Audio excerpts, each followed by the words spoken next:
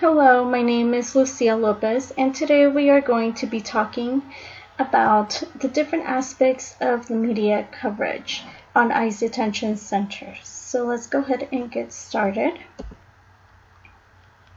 I'm going to be comparing different media on the same subject. I chose US Today, ABC News, and Facebook. I will analyze their different reporting methods and messages on the subject by watching and reading various news covering on each of the media. As for US Today, which is what we see here, the article published by Michael Garcia on June 27th of 2019, that has not been that long ago, the title was the main attention grabber here when he mentioned, "I met migrant kids in detention centers." As viewers, anything that has to do with kids will grab our attention. I like how he used the agenda setting by sending out the message that will attract the viewers. As we see here, by the Wall Street Journal sent memo, employees said that in part every story should be as short as it needs to be, and that is exactly what Michael Garcia did here. So he did a very good outline with his title and using the agenda setting in his article. As we move forward to ABC News, on the other hand, uses more of the fairness doctrine structure in which the rule requiring broadcasts to provide opportunities for the expression of opposing views on issues of public importance. What they are doing here is by highlighting the main points, such as no access to showers or limited clothing. Also, how he pointed out the 17-year-old from Guatemala is always cold in the cage, saying that they're not being well taken care of in there. So this article that ABC News provided was great because it goes straight to the point and it automatically just pretty much starts a protest.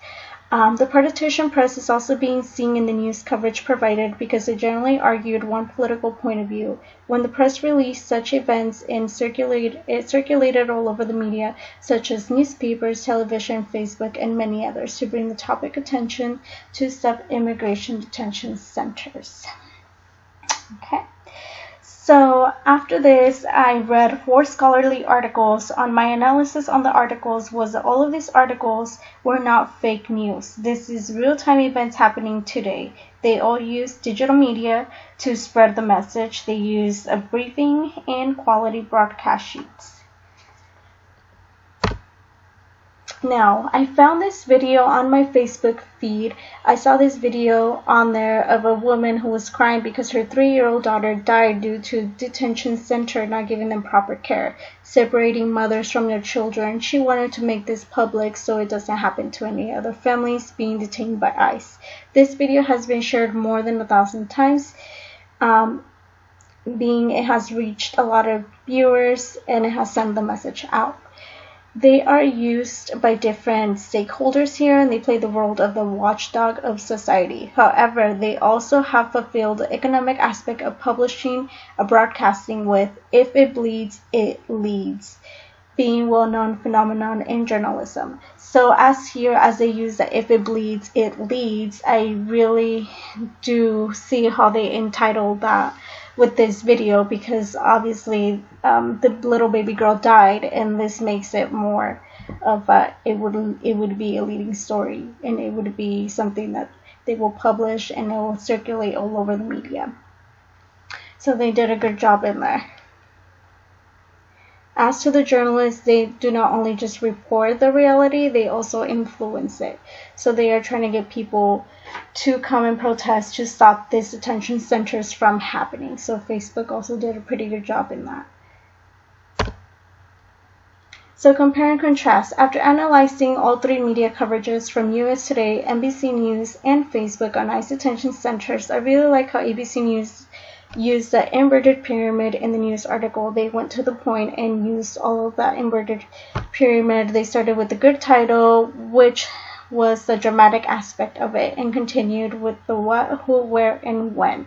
It showed the most important details on the beginning and trailed off to the less significant details at the end. It was very interesting and detailed to keep viewers' attention. US Today did use a great headline, but the story could have been more detailed. As for the Facebook post, it has its pros and cons. Send out the video message of devastating mother, but what about the adults in detention centers as well? They needed to point out every aspect of it.